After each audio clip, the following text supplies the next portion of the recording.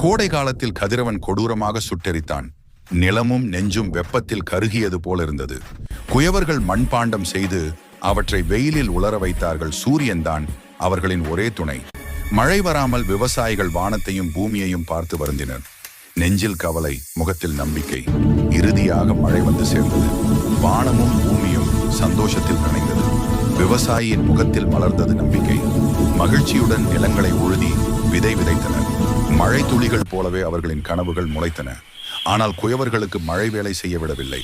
மண் பாண்டங்கள் செய்ய முடியாமல் வீட்டினுள் முடங்கியிருந்தனர். இதுதான் வாழ்க்கை. இன்பமும் துன்பமும் காலங்களாக மாறி வரும். எதுவும் நிரந்தரமல்ல. நாம் கற்க வேண்டியது 2 விஷயங்கள். ஒன்று, சூழ்நிலைக்கு ஏற்றபடி வாழ்வது. மற்றொன்று, சூழ்நிலையை நமக்கேற்ப மாற்றுவது. இப்படியே நடந்தால் வெற்றி கண்டிப்பாக நம்மை வந்து சேரும். இன்றைய துன்பம் நாளைய இன்பமாக மாறும்.